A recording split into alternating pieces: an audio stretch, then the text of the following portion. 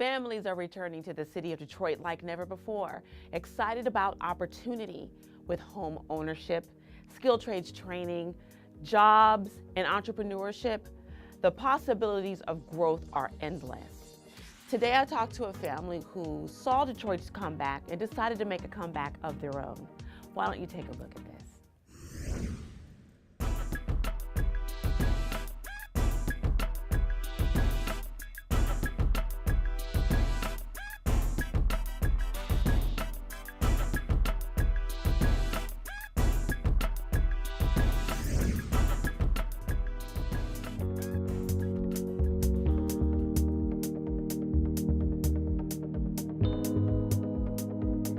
I am at Anthem Hair and Health with two of my favorite people in the world, Courtney Joy and the brand. They are mother-daughter team and they have been servicing hair for quite some time. And from what I understand, the brand, you said you have a legacy of this. Why don't you talk about that?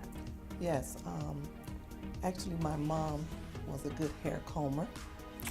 And as well, I have about 8 stylists in my family, including myself, and now my daughter. So why don't you talk about where your inspiration came from, where you got started? What made you want to do hair? Well, I believe I was born with that gift. From about 10 is when I can remember having that love for hair, sitting on the porch in Detroit, braiding my brother's hair, friend's hair, the cornrows, and I just had that love. And then even with my baby dolls, I love combing their hair. I would like literally comb every strand out of the doll's head. And so that's what gave me a love for it. And then even doing my mom from there, my mom and my sisters and my brother's hair.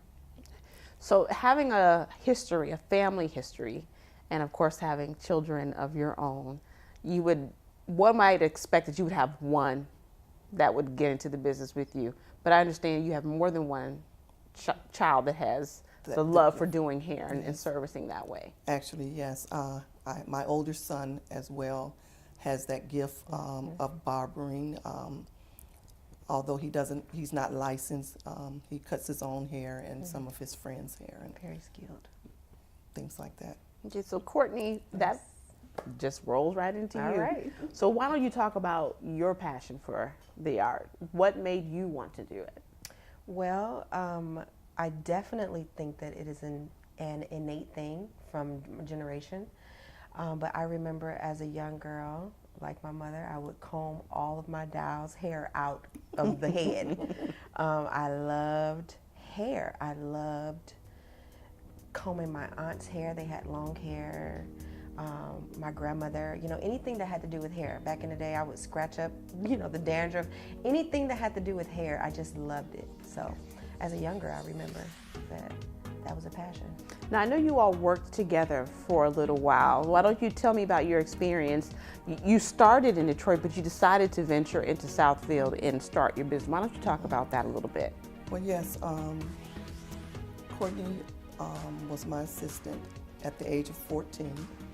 The assistant prior to her got pregnant and went to have her children, so I was like, needed someone like, oh my God, what am I gonna do? And the only thing, only person I can think of was Courtney. And so my husband would go and get her from school, and she would come in and assist me in the evenings. And from there is when I could see that she had that love for hair.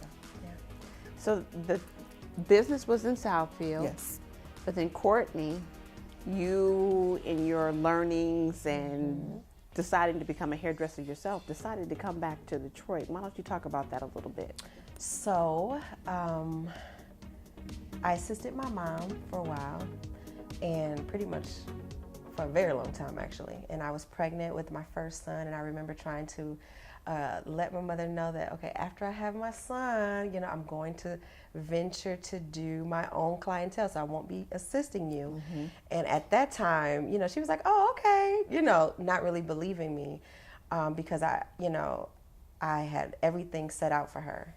I assisted her to make sure that her job would run very smooth, as far as products. I kept a list of things that she needed. She never had to want for anything. all she did was cut in style. So I spoiled her. So after having my son, you know, she realized, like, oh my God, you're actually leaving. And my husband and I bought a house in the city. And it was just really hard for me to get from Detroit to Southfield, which was on Northwestern Highway. It was just too difficult. So I started looking for salons in Detroit to work at. And she didn't tell me that. And I didn't tell her, which caused the separation anxiety. It was like cutting the umbilical I was cord. like, you're going to do what? Right. And You so, leave me? I know. So I just kind of felt like, man, I've been with my mom all of my career, you know, like I've learned so much. And it was hard. I remember talking to my husband like, oh my God, like, is this okay? But you were drawn to open business in the city. But I was so drawn to open business in the city. We loved our house. We loved our neighborhood. I loved what was happening in the city. I mean, I graduated from Cass Tech, so I was already used to being in the city and in Detroit. But just to notice the change, I wanted to be a part of it. So I found a salon in the city. I worked there for 4 years before I got that itch to open up our own. And now you're working together again. Yeah. So you're circled back to Detroit. I know we Yes. love entrepreneurship here, and of course the family legacy, building a business as a family is always an awesome thing. So what made you decide to come back? Well, she kept bugging me. It's not true. She harassed me for a whole year. No, I just got to a place where I would start coming down here, and she was doing my hair. And just every time I would walk in the door, just that atmosphere reminded me of when I had my salon. And I loved that atmosphere that her and her husband had created here. So I just started having a yearning to be with her and to work here. And I felt like my clients would really love it. And so one day I just began to pray about it, and I felt like this is where I needed to be. And so I would talk to her and my son-in-law and my son and let them know that I wanted to join the team, and they were excited, and so was I. So if you could, give me your experience in working in the city. How does it feel? I know you talked about the atmosphere in the shop, but how does it feel being back? I mean, it has to be a good feeling. You've kind of come full circle on your experiences through your business experience. So why don't you tell me? Well, I love it. I love being in the city. I was born and raised in Detroit. Contrary to popular beliefs with my husband, he thinks that I'm not a city girl, but it feels good. It feels good to give back to my city. It feels good to be able to show people who don't travel to the city often that you can still come to a nice professional environment. You know what I mean? That you can come somewhere and there's no negativity. So I love that. Yes. What about you? It's amazing.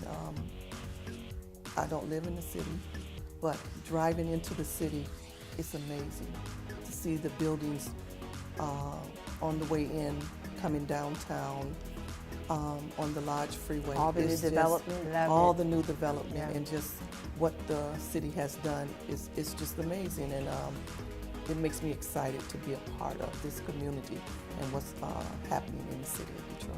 So if we could wrap up with a positive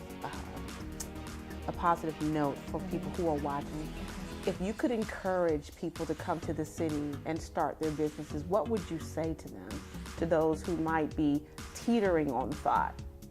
Well, I would say, don't give up. Everybody wants a piece of Detroit, and it may get hard and discouraging trying to find a place, but don't give up. If this is your passion to open up a business, whether it's a salon or anything, to persevere, to keep going. I would say this is one of the most amazing salons that I've ever worked in, and in the city of Detroit, it just feels good. It's welcoming, and I feel good about it. I think that whoever comes to Detroit will be happy if they plant their new seed. Well, thank you, ladies. I appreciate you taking out the time, and congratulations to you both. Thank I'm you. happy to see you two back together. Thank you. Yeah. Thank So you. we look forward to great things coming from Anthem here in Health. Thank you. Hi, I'm Art Merriweather. I'm an audio engineer, and this is Art Detroit.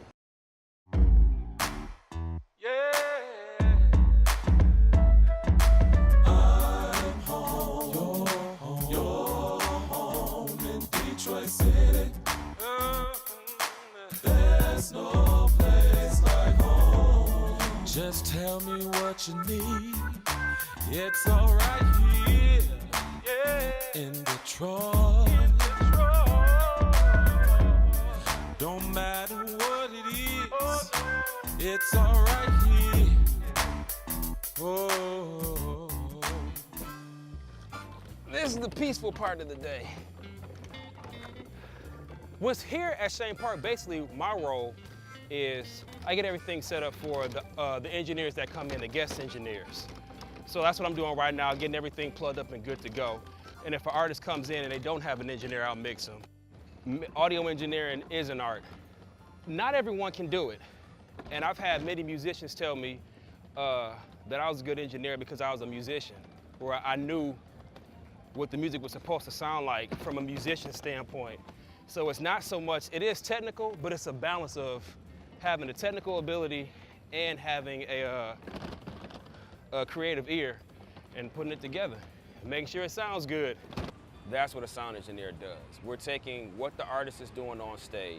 So, you know, you have a drummer that's playing, you have a bass player that's playing, they're all playing together, but from a sonic standpoint, we make sure from a sonic standpoint, it all comes together so that the audience can understand it. Just laying it down. Yep. To the lip. Now, from a technical standpoint, you're an engineer, your job is to fix things. And that's what we do.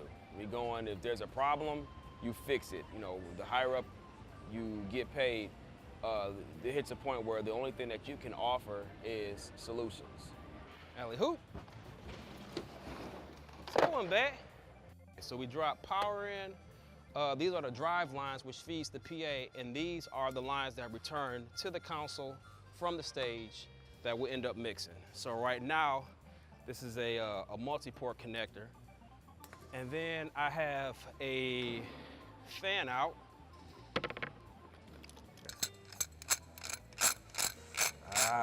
See, this is the glamorous part of audio. It's the wonderful part. Everyone thinks, yeah, I get a chance to, you know, handle the machine with all the lights on it. Nah, champ. Nope. You gotta do a lot more to lead You up. gotta make sure, that's the easy part. It's everything in front of the console that folks have to learn. I didn't know that there was more to, like, that you were so heavily involved with the setup of it all. Mm-hmm. Now, tell me about you seem definitely enthusiastic and passionate about what you do. So what even sparked your interest to get involved in this? I fell into this by mistake. No, when I was in college, I was initially going to college for electrical engineering. I took physics 2, and I called home and told my dad, there is no way I am dedicating my life to electrical engineering. And I've been playing musical instruments since I was 7. And I was in a hip hop band, and the drummer said, Art, you're an engineer? You should check out the sound engineering program. And I'm like, nah, sound engineering, that don't even make sense. That don't even sound right. So I finally, after thinking I wanted to be a math teacher, fell through. I went and checked out the sound engineering program and went, whoa, this is actually kind of cool. All right, I'm gonna look at going into sound engineering. But I only went to sound engineering so that I could become a better producer.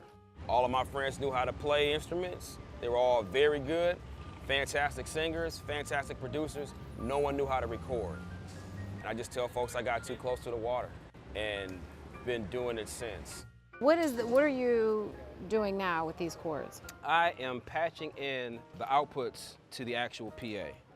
So right now, these feeds will go to left, right, subs, you have outfills, and the lip downstage. And then we have a feed actually for the folks who are in their boats that pull up as well. So there's a separate feed that goes to each individual zone. Tell me about one of your most memorable experiences as a sound engineer. On tour, Fox Theater, Mayor Hawthorne, Where's This Door Go headline tour. That was one of my greatest moments mixing. It was a great show, sold out. The audience was enjoying it. I'm mixing. I look over, I see Mayor's manager dancing. He's into it. It was great venue, great show. These are the actual inputs. So I routed the outputs that are going to the PA. Now I'm getting the channels from the stage to run to here. Gotcha. So always input, output, input, output, input, That output. sounds so complicated, but you're doing it like almost, This is clockwork. Yeah. This I could do in my sleep. yeah. Worst things of touring, I hate flying. I'll say it multiple times, I hate flying. I'm not necessarily a neat freak, but man, you gotta have some type of home training. Everyone's like a home training is just jammed into one area. If they ever invent a teleportation device, You'll do oh, it. I'm in. I'm in. So when I'm on a flight, I'm like, all right, just deal with it. They're paying you. It's all good. Yeah. Just get this thing over with. And it's the international ones, the local long ones. haul, yeah. Like I'm doing a show in New York or Chicago, all right, whatever. All the acts that I wanted to, that I admired as a kid, it's crazy. Like I remember when Crazy came out. And then all of a sudden now, I'm in McDonald's eating a fish fillet with CeeLo. We just sitting there chilling. How did that collaboration come about? How did you meet him or meet his team to be brought on board? A friend of mine was saying, hey, look, do you want to mix CeeLo? And I said, all right, cool, yeah, I'm down. I'll mix Lo. And he liked the way that I mix. I got a call, hey, Lo's got a show at the Palace doing a halftime show. We're in your neck of the woods. Come on through, see how it works out. Came through, worked out well, and I've been with Lo now for November will be 3 years. Do you still kind of have that, like, oh man, I used to, listen to them as a kid, and here I am on their team? I did a show where Lo did a show with Big Boy. Oh. So I'm out at front house, and I'm mixing Bombs Over Bad Dad. And I'm like, yo, this is dope. But Big Boy could be a little bit louder. I can control I could do that. One And you're of the- just like, I kept that set list. I was like, dude, this is amazing. Nice. Like, that was dope. It's always an energy thing. Yeah. And the great artists are able to pull out instead of just absorbing from. Right. This is exactly what I do. I hit Jefferson and I drive straight down. This is literally where I clear my head. I would imagine in this field, you do the majority of your learning hands-on. All of your learning is hands-on. You can read about it, but until Yeah. you touch it, until you listen, the cat who taught me, the first thing he told me was, we're gonna get your ears straight. He didn't speak on anything about compressors and any of the technical side of it. I wanna make sure you know how to hear. If you know how to hear, then you'll find out how to create what you're listening for. If you don't know how to identify it, you're just pushing faders and turning knobs with no purpose. So you need to learn what a good mix sounds like. Then once you learn that, now you'll start to emulate it. You learn how to mix, you're emulating the music that you listen to. There is a general accepted sort of standard. You can put together a solid mix that'll get you 70% there. And then the extra 30 is based on whatever artist you're working with. As soon as we get past that point there, boom, water. Yeah. This was it. This is Grosse Point This now. is Grosse Point. This is like breathtaking. Yup, this was my. And we're so close to the shoreline. That's what's crazy. Mhm. So I'm saying end game is to stay off the water. That's my end game. What are some of the main reasons that you wanted to come back to Detroit and actually buy here? Oh, I'm from Detroit. The city is only as good as the people that are in it. And I thought, you know what? I can be a contributing member to society in Detroit. We need more people who are invested in Detroit and have a means to invest in Detroit. I always say, I left Detroit as a renter and I came back as an owner. Me So, too. Yeah, even looking at what I do, you know, further on in life, still, it's like, nah, man, I can't leave the city. I can't leave the city because so many people have. Nah, I'm a Detroiter through and through. What does it mean to you to work all over the world and then to come back home and regularly still, you know, sound engineer and mix things here in Detroit? You know what? And that's the thing, you know, that I tell a lot of, you know, folks who are just starting. Whoever's behind that microphone is your star for the day. So it doesn't matter if they're a local act, if they're, you know, national, international, it don't matter. That day, whoever's behind that microphone, that's your star. And you have to treat them as such. And there's so much talent here to be able to see all that, to say, look, you know, there's a lot of Detroiters still doing things, you know, and are extremely successful. And, you know, it doesn't have to be, you know, the Big Seans and the Eminems of the world. There's a whole lot of other artists who are amazing. And you just hope that, you know, Detroiters get a chance to see that. Sure. What are a couple of the other things that really stand out to you that you learned along the way that have helped you be a better sound engineer? Humility. So don't ever think that you're the best at anything. There's always someone better. There's as good as always you are, someone there's better. always someone better. And when someone is better, let them know. Like, you know, folks still need to hear, you know, a lot of times, you know, when you're in the engineer, your job is to make the show sound good, period, you know. So if the show sounds great, yeah, cool. When the show does sound good, no one says anything. Yo, let them know it. Let them know it. That, and the guy who taught me, once again, another nugget he taught me was, I told him, look, I can never repay you for this. He said, you know what? This is how you repay me. Teach the next person and charge them the same amount that I charged you. And I went, wow. And everybody that I know who's good, who's great at this, Let's echo that. they've echoed that. So we're joined by the other half of the better half of the Wilson family, Renard Wilson, husband of Courtney, and they moved to the city of Detroit with young children. You started your family here, yes? And you now have this wonderful business. Why don't you guys talk about how you began with your process of opening the salon? Well, we wanted to make decisions in the beginning, at the start of it, that would benefit us years down the line. All right, so that took a lot of planning, even some sacrifice, and turning down some situations and saying no that we think we're benefiting from now. So as far as location was concerned, I know that can be challenging. What were some of the things that you faced in trying to locate an area to start this business? Well, for one, everyone wants to be in the city. So a lot of spaces were just unavailable. I decided to come down to the city 5 years ago. I worked at a salon, and it was wonderful. It was a wonderful experience. We had parking structures where the clients had to, you know, park in parking structures. So one of the things that was important for us was free parking. Finding a place that had free parking for our clients and easy access to the door. So it was difficult, But you worked it out. Now, were you working with a totally empty space? I know you did a lot of hands-on work. Why don't you talk about the sweat behind putting everything together?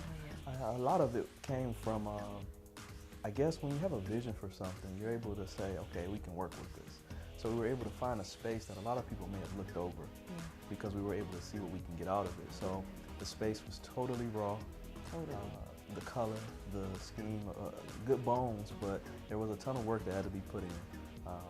Contractors came in and did a lot of the real technical stuff, but we put a lot of work ourselves into the building, whether it's painting or aesthetically, we've done a lot of improvements. He's the visionary. He sees it. Flowers, all the things that most people think is me. It's like, no, Okay. I love couples credit. I'm not mad at that.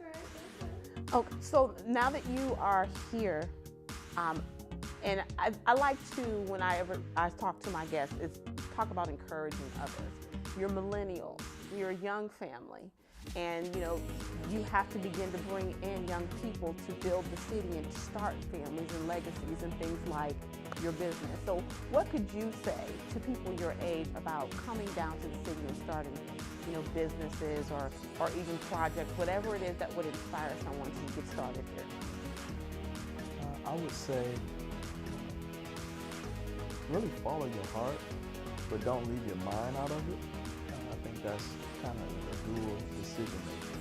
So we wanted to pursue our passions, but do it in a way that was wise, and that took a lot of planning and patience. I think patience is the one. So it took us some time to sit back and say, how do we make the best decisions going forward while pursuing our goals? Okay. Now I know along with you being a part of this community, the business community, you also are involved in community engagement. Why don't you talk about that a little bit? Well, that was another thing that brought us to the city, brought us back to the city, I should say, is as much as we service our clients and we service this field with the hair salon, we also serve our community through our local church. So that's something that we are very proud of saying we're able to serve and service. So that's something that local community engagement, I think, is ridiculously important, especially from my point of view as the leader of the household, as a man and as a young man, being engaged to not just know what's going on in my neighborhood, but around surrounding communities, our districts, being educated about policies. All these types of things are ways that you're able to help your family, but also be an asset to your community while serving. Well, as I mentioned to your wife before, I'm looking for great things to happen for your business. And, I'm sure Detroit, I can speak for them in saying we are happy to have you here, have you back, and to see your faces in and around the community is always a good thing. So thank you for deciding to come back to the city and start Anthem, the franchise. That's right. That's right. Thank you. Thank you. Of course.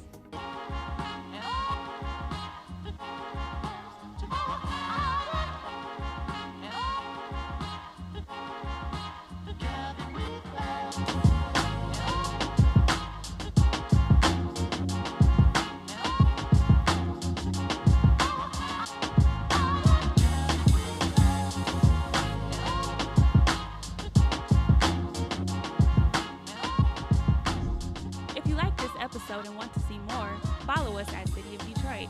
Check out more stories from the neighborhoods at Stories from DET and tap into featured events in the city on Instagram and YouTube at Burst Detroit. It's so wonderful to see people return to the city of Detroit, and this family is a good example of what it's like to come back home and be able to build a legacy for their family and for the surrounding city. My name is Tiffany Crawford. Thank you for watching Detroit 360, your guide to all things Detroit. I'll see you next time.